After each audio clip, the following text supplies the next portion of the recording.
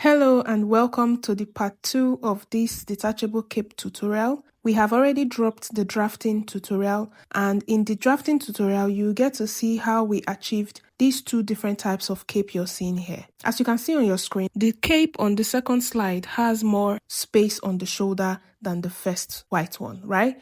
So in the drafting tutorial, we showed us how to achieve these two types. And here are the pattern papers from the drafting class. If you haven't seen it, the link to the drafting video is in the description box. We have two different pattern papers here. And with these two patterns, you achieve two different types of cape that we showed us earlier.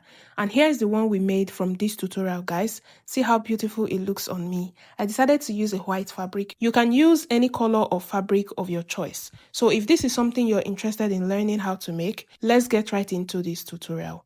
Before we begin with the sewing of this cape, please endeavor to support this channel by clicking on that subscribe button if you haven't done that already. Please subscribe to the channel. Remember to like and share our videos, and also follow us on other social media platforms at iFashy, because we also drop weekly tutorials there.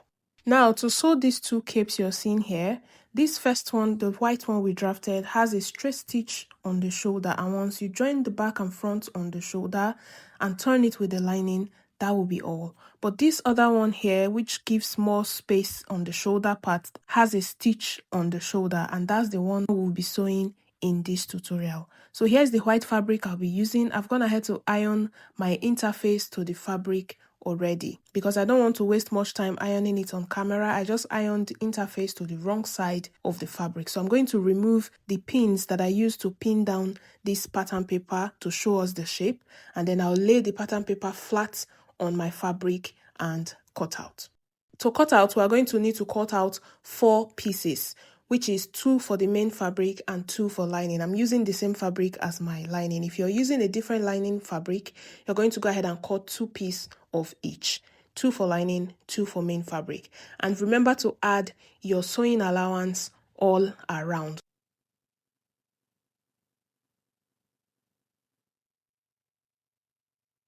So if you notice, as I'm cutting, I'm adding 1 inch seam allowance to all the sides, and on the shoulder part and the neckline I'm adding 0.5. The part I added 1 inch is the down part and the 2 sides.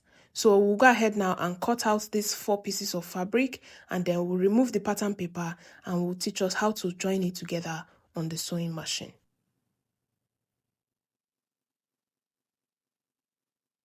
Like I said before, I have gone ahead to iron my hairstay to this fabric. Endeavor to add an interface to the fabric, because adding interface to your fabric gives it more structure, and you need this cape to stand really firm on the shoulder, right?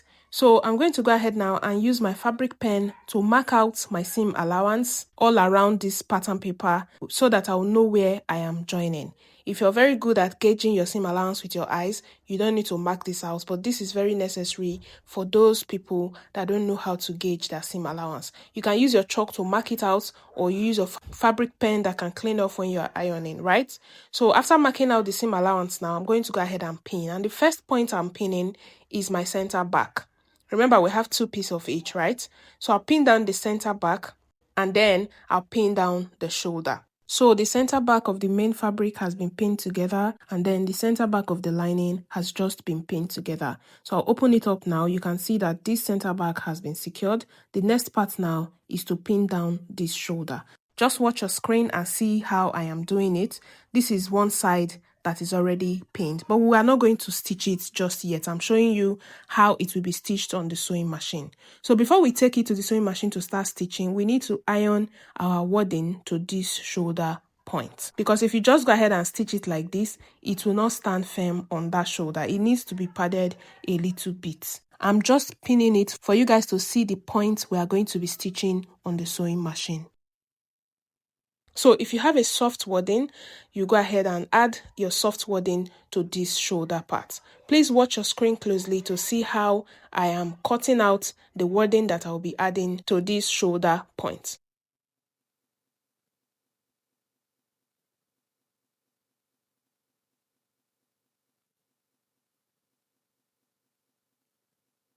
So as you can see on your screen, I've just gone ahead to cut out the shape of this shoulder part, and I'll be needing 2 pieces because this wording will be added only to the lining fabric. Right? After placing the wording, you go ahead and cut out your stay. So I'm using old pieces of my hairstay to cover this wording that I just added. And when you are adding this wording, please make sure it doesn't get to the edge of the fabric where you will be stitching, because you're not expected to stitch on top of the wording. Leave out your seam allowance around the area you will be stitching and let your wording or whatever interface you're using to make this place stay firm, let it start from below the sewing allowance. So after adding my wording now, I'll go ahead and add the hairstay on top of the wording to cover it, and I'll use my iron to secure it down before taking it to the sewing machine to stitch.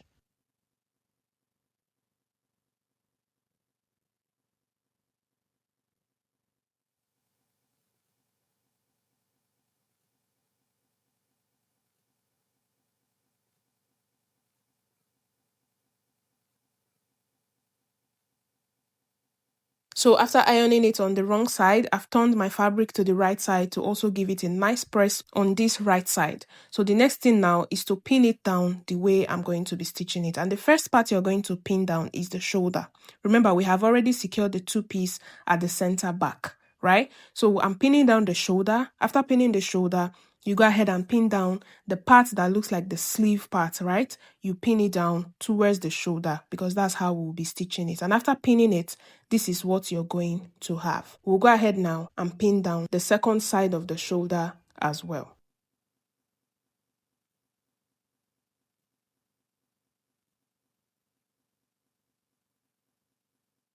And after pinning both sides, this is what we have on the lining piece. Okay, the part we'll be stitching now is the center back and the 2 shoulders. For the main piece, we are not adding any wording. The cotton stay we added is enough. We're just going to go ahead and stitch it using our seam allowance, and I'll be right back to show you what we have. So here's what we have after stitching down the main fabric and the lining. We've stitched it down on the center back and on the shoulder that we pinned together, right? And this is what it looks like. The next thing we're going to do now is to go ahead and iron out all of these seams so that it will look very neat on the outside. All these seams that we just made, we're going to press it down neatly, and then when you open it to the right side, you see how neat it looks on the right side. Any part that has any curve, or especially on this shoulder, go ahead and give it a notch and then give it a good press after that. You do this on both the main fabric and on the lining as well.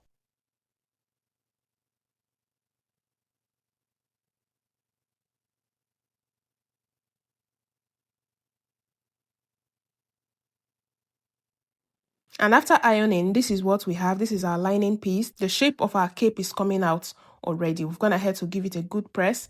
We're going to go ahead and speed this part up now. Repeat the same ironing process that we did for the lining. We're going to repeat it on the main fabric. And after ironing, we'll go ahead and use the lining to turn out the main fabric.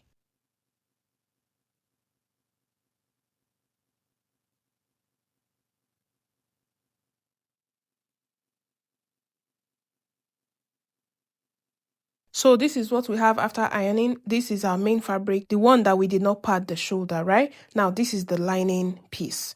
The next thing we're going to do now is to turn the neckline first. So you're going to have to place both of them right sides facing each other and then arrange it on the neckline and pin it down the way we're going to be stitching it on the sewing machine. So I've gone ahead to pin down this neckline. Before we stitch any other part, after stitching this neckline, open it out and top stitch before you continue stitching the rest part of the cape, right? So you first of all stitch the neckline, top stitch it, and then continue your stitch on the rest part because we're going to turn it all around and open it at the center back of our lining. Now, this is why I did not cut the back piece on fold. If you notice on the pattern paper, the back is straight and it can actually be cut on fold so that there will not be any joining on that back side, right? But I decided to cut it open because after stitching everything around to turn, I'll have to bring it out on the right side. And the best place to bring it out is on the seam we have on that center back of the lining piece. So I'll take this to the sewing machine now and stitch it all around, and then I'll be right back to turn it out to the right side. So this is what we have after stitching it all around. We started our stitching from the neckline. Remember I mentioned you have to stitch and top stitch the neckline before stitching every other part, right? So we have stitched everywhere now, and then I have also gone ahead to notch it. Remember to notch it because when you flip it out to the right side, you don't need it squeezed at any point, right?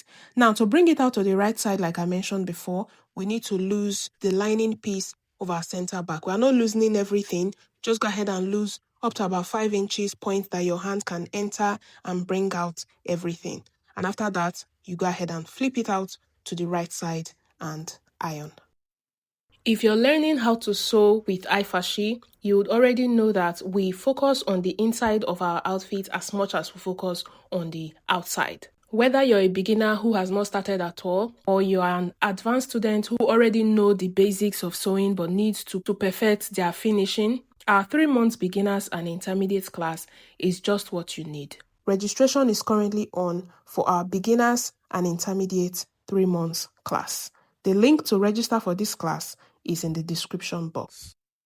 Now to iron this neck part, because it is not straight, I'll be using this post ham to iron the neck part, and then you have to place it very well. Make sure to place it on top of the bust ham very well so that the lining doesn't start pushing to the right side. So arrange it very well before you go ahead and start ironing. So I'm going to go ahead and speed up this ironing parts in order not to waste much of our time, and then I'll go ahead and iron around all of the edges of this cape.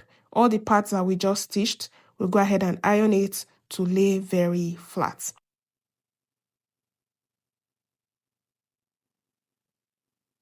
After ironing it, the lining part of this cape that we ripped open to bring it out to the right side, we're going to go ahead and hand stitch it. You either hand stitch using a needle and thread, or you go ahead and neatly stitch it on the sewing machine. But if you don't want to do any of those, you can also use a hemming gum to close down this part. Just that hemming gum is not durable, so after using this hemming gum to iron it down, you still go ahead and hand stitch it with a thread and needle so that it doesn't rip open again after subsequent wash.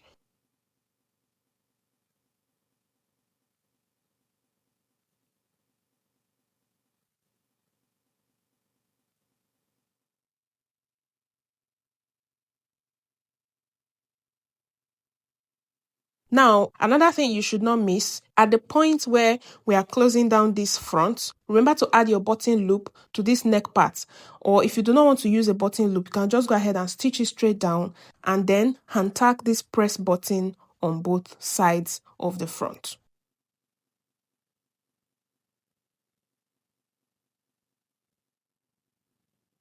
And after ironing and adding our button, our cape is ready. So with these two patterns you have here, this is the one that we made, the one that has more space around the armhole. Okay, and here is how it looks. When you place your pattern paper on top, this is how it looks. But this other straight one is simpler to make. That's why we decided to make this other one that is a little more complicated.